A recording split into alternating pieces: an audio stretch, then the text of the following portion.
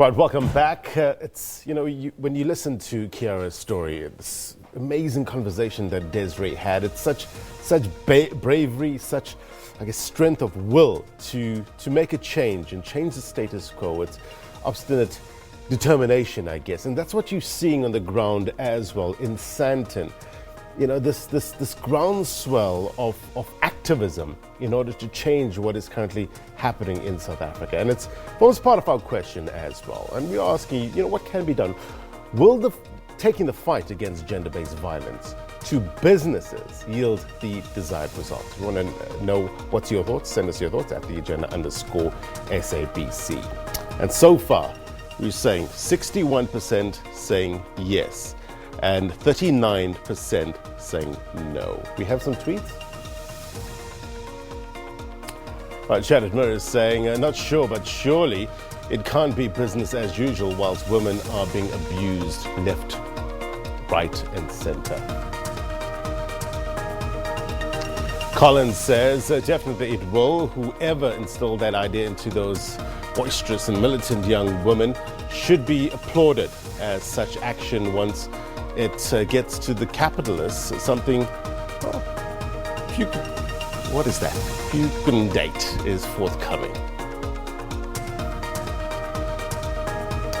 And Umjambase says, it seems women who are appealing to big business to intervene in the fight against gender-based violence. Truth is in SA business hold more power than government, who are the administrators for business to operate in a conducive environment. Pioneer says everyone in this country should contribute to fight gender-based violence.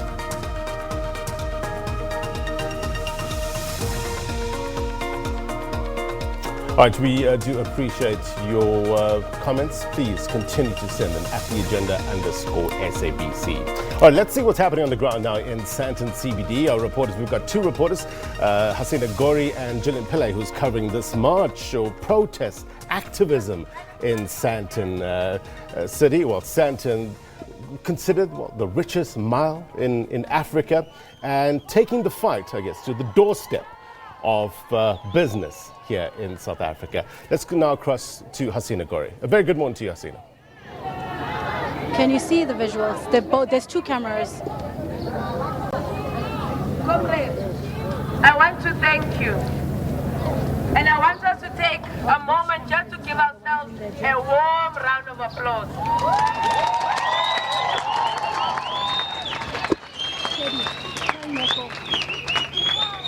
Visuals unsteady, they're live streaming both of you. So I've just been informed that the comrades, Okay, no problem. Thanks. they've been released. So without any further delay, I'd like to formally introduce myself. Kalibito Kinna Kipimesi Fatimata Mutwati, aka Fatima. I am the chairperson of Black Women Caucus, a social movement that also forms part of the CSO collective that has made a very bold and deliberate demand that we want to shut down Sandton and all its economic processes.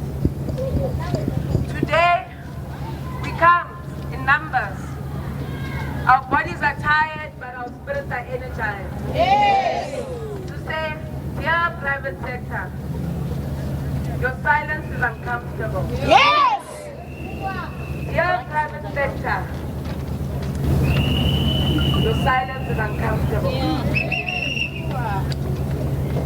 Many of you do not know that the fight against GBV does not just start and end on the road. Yes.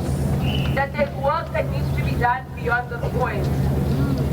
And unfortunately, we are trapped in a South African nightmare that prioritizes support and response versus preventing gender-based violence. And we are saying today, as our Honorable President Cyril Ramaphosa has said on numerous occasions, that there's no money to fund the fight against GBV. Dear President, today the women of South Africa and all our allies are where the money is. We'll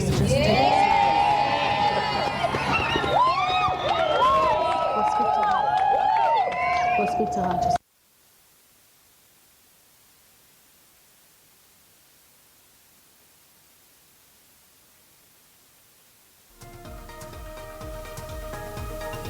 Women of Gauteng are speaking out activism on the streets of Sandton, taking the fight to business in Sandton. We've re-established audio with regards to the speaker telling us about the motivation and the aim of this campaign. Let's go back there. With the red target on our forehead. And so when we convene today, we want to leave here with tangible concessions. We are not interested in the very nice, pre-written, pre-recorded speeches. We are interested in real, tangible solutions. And we are saying, JSE, Rebatla Chelete ya Road. So without further ado, I would like to introduce a woman who's held us for many, many weeks, whose name probably will not find expression in the history books, but today we will forcefully write her in our history books. Comrades, Aritsu Same, Leadership Daruna, Mandisa Kanyile, the woman who has organized and continues to organize around the work of gender-based violence and femicide. Mandisa?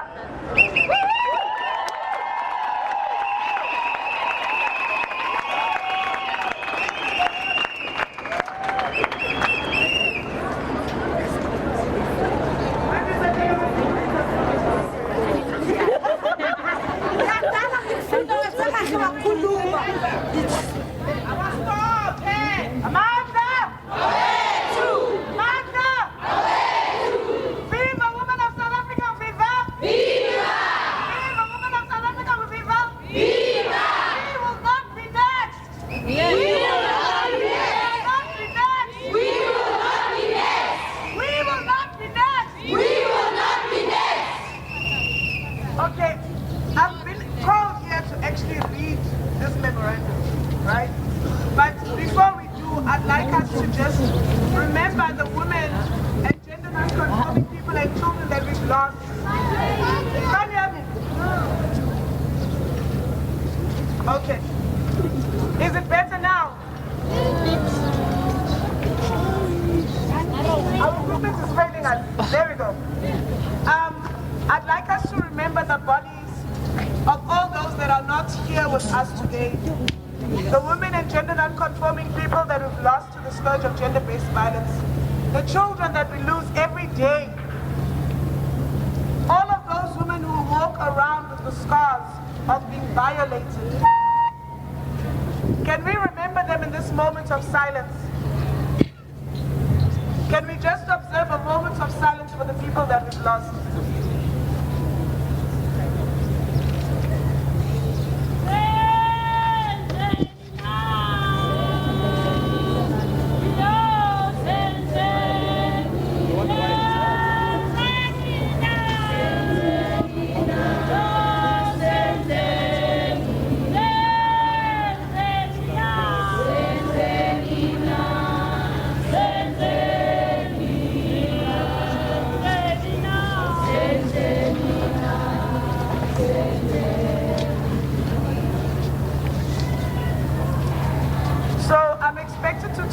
Not about the memorandum as I thought, but about the journey that has actually brought us here.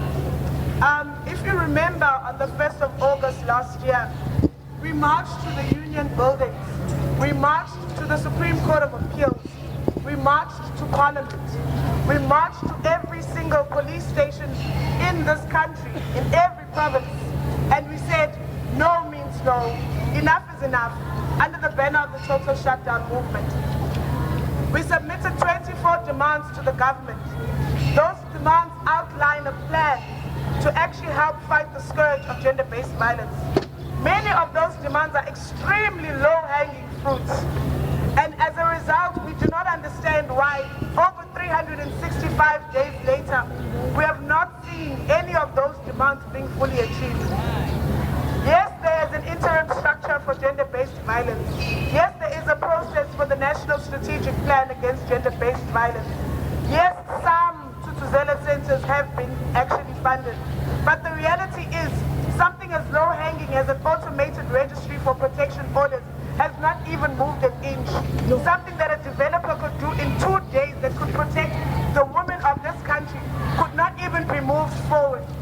There are so many of those demands that have not been met, and government keeps telling us that the issue is money, that they have no resources, that the Minister of Finance is not giving them any money to be able to make this work. So we said, okay, government, we hear you. You claiming to be broke. But there's a very nice place that is called the richest square mile in Africa, where there's a lot of money. Yes. So let's go to that place and see if they can give us some money to help fund the fight against gender-based violence. And so that's what brings us here today. Not only are we here to get money, but over and above being here to get money, we want corporate South Africa to actually take some kind of accountability as a citizen of this country too. Over 50% of this country's population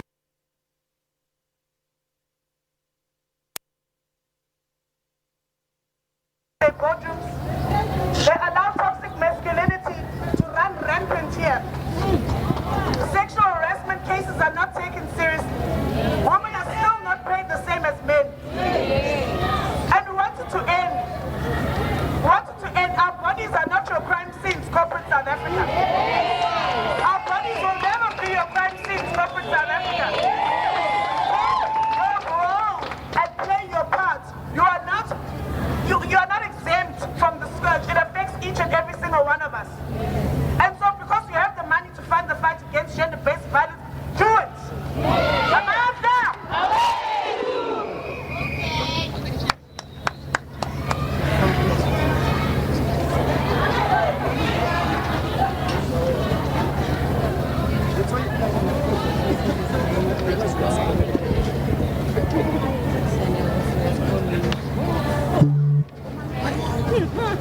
Amanda! You don't sound like you could have Amanda right now. Amanda! Amanda! Amanda! Run, rapist, run! Run, rapist, run! Run, rapist, run! Run, rapist, run! Run, rapist, run! Run, corporate, run! Run, corporate, run! Run, corporate, run!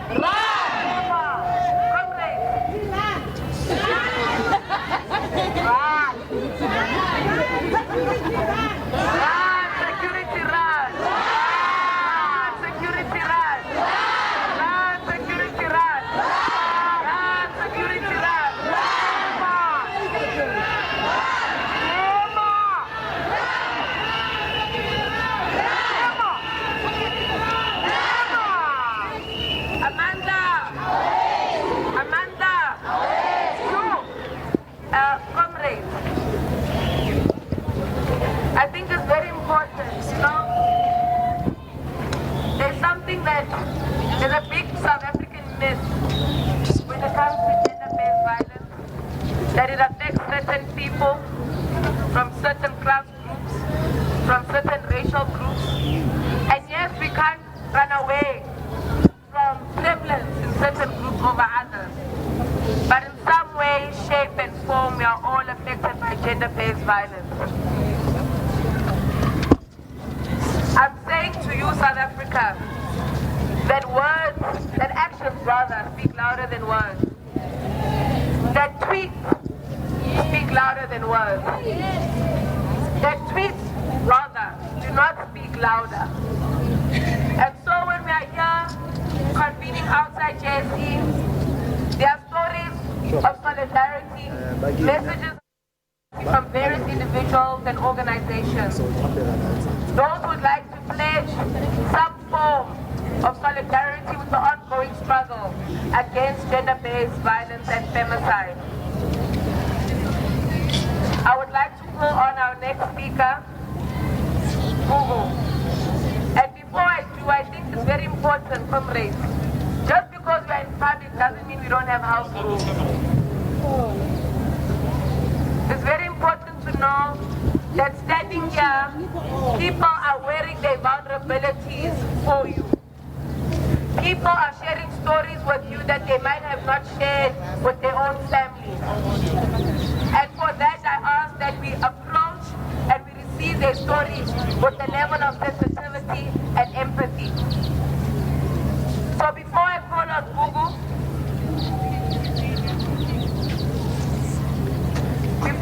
Google, I want us all to stretch forth our right hand. I want us all to stretch forth our right hand and say, stop gender-based violence. Stop gender-based violence. Stop gender-based violence. Stop gender-based violence. Stop killing us. Stop killing us. Stop killing us. Stop killing us. Stop raping us. Stop raping us. Stop raping us. Stop raping us. Stop molesting us. Stop molesting us. Stop molesting us. Stop molesting us. Stop killing us. Stop killing us. Stop killing us. Stop killing us. Stop policing us. Stop policing us. Stop policing us. Stop policing us. Stop it. Stop it. Can we give a round of applause for our next speaker?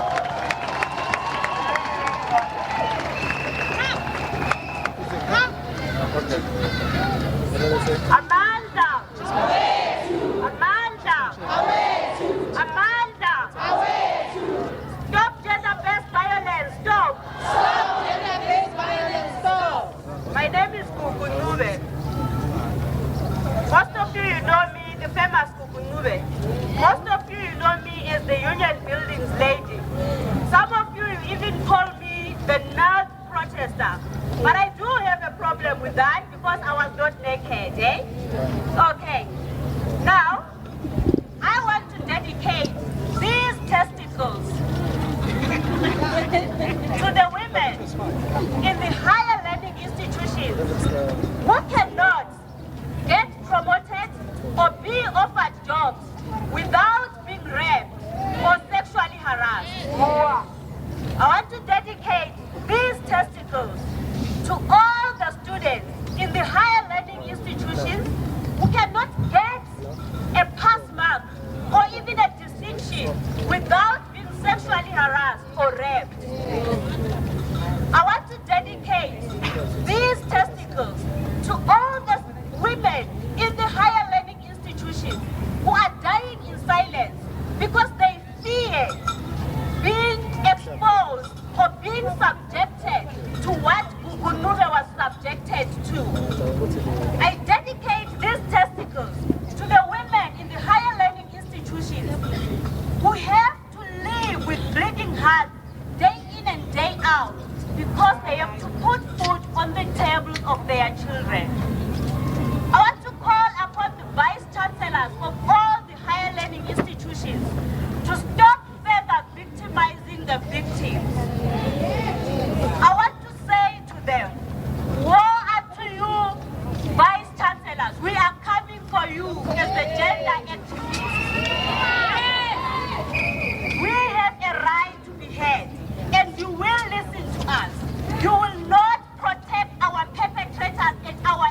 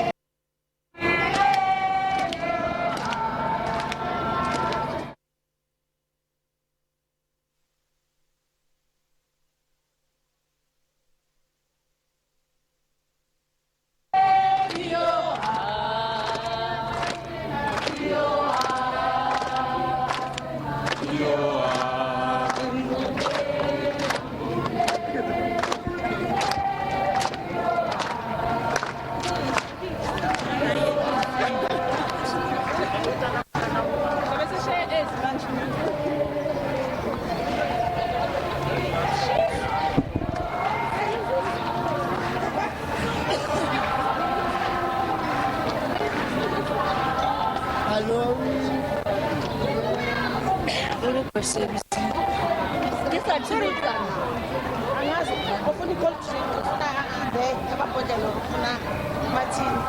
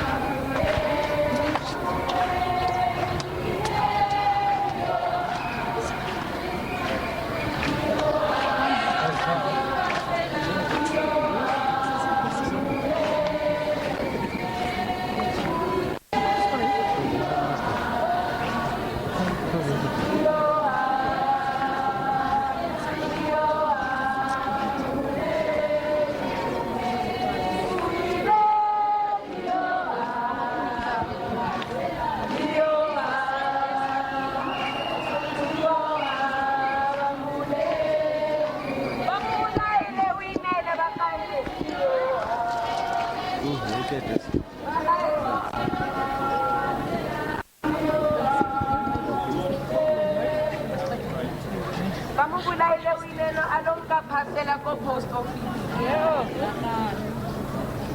Babule amano wako UTC alonga pasela kachuka mate go post office.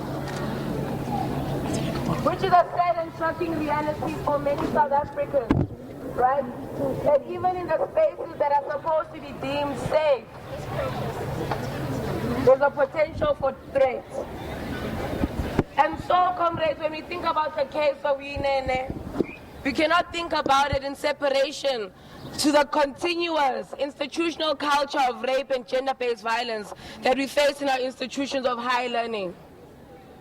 More and more women will be deprived of the opportunity to enter into institutions of higher learning because our parents fear our safety. So when we say gender-based violence affects us all in every sphere of life, we are not kidding. There is no one immune to gender-based violence. And so we call on all vice-chancellors of institutions of higher learning to not just take a stance for the sake of taking a stance.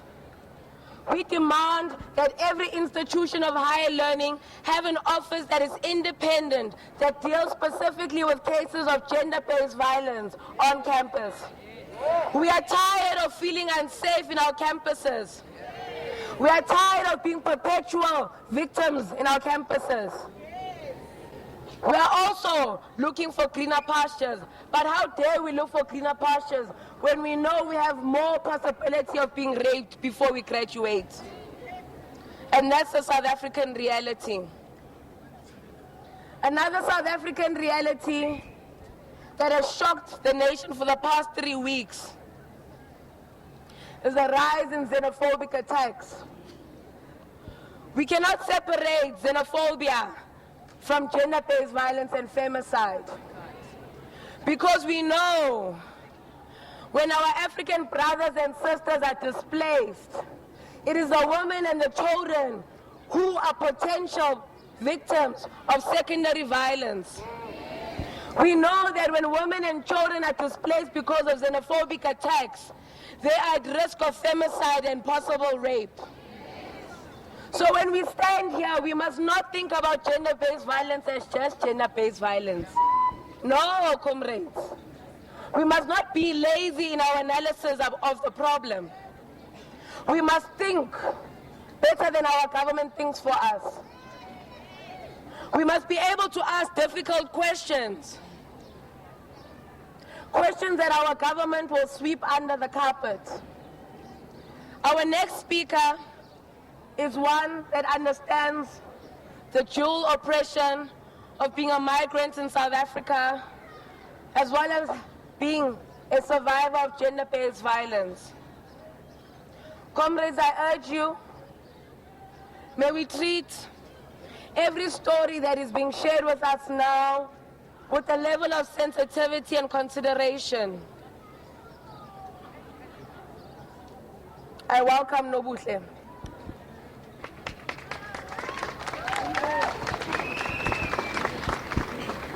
Amandla. Amandla.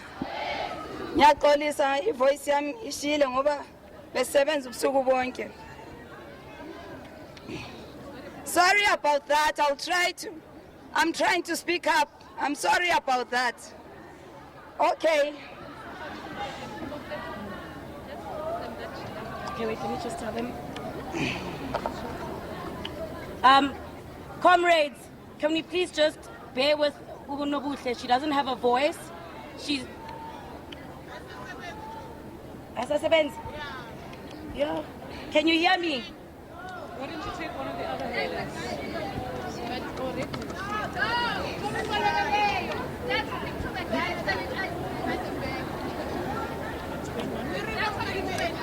Okay. Oh. Can you hear me? Yeah, it's on.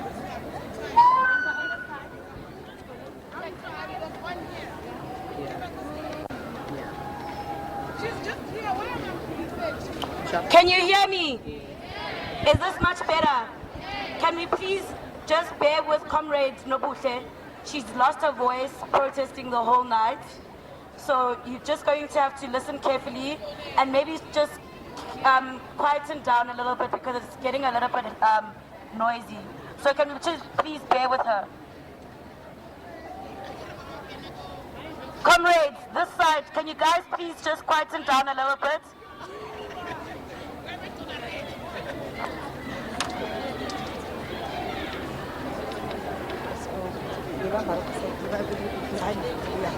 Amandla!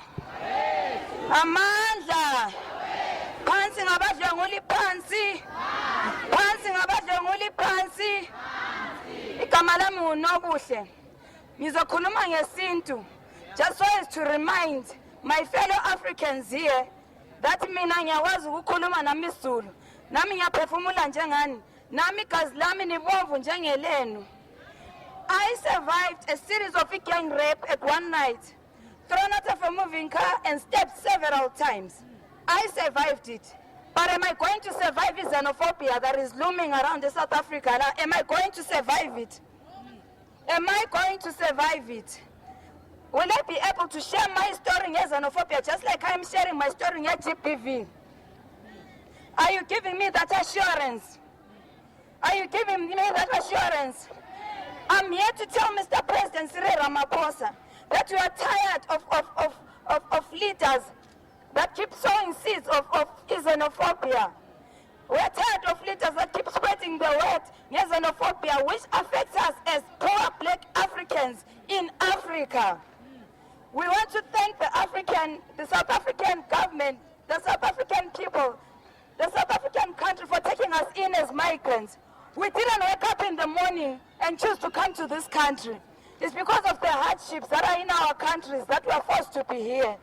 And the funny thing is, right now there are migrants who are affected by xenophobia, whose shacks were burnt down. I hardly see it on the media. Those stories are not shared. Those migrants are in camps. They are sheltered in camps. There is one camp that is in Katlehong that is called Solo Community Hall. There are women and children there that are sheltered there. The funny thing is, there is no white European in those camps. Why is that so? There are no Chinese in those camps. Why is that so? Among migrants, is it only Africans? Is it only poor black Africans? Why are we killing each other? Why are we sabotaging each other as Africans? Do you know that as long as we keep doing that, there are people that are gaining from it? And it's not us, Tinesilana. It's the capitalists that are gaining from everything that is happening. We are all affected in everything that is happening. Black or white, South African or Zimbabwean, we're all going through the same. And the thing is, right now, we are talking about GPV. We're here protesting at GPV. We're here protesting about the issue of femicide. Our fellow sisters and children are being killed. But you know that whatever you go through as South African women, Tina, for us, we go through it twice as much. We experience institutionalized xenophobia. In hospitals, we're turned away. We are forced to pay exorbitant.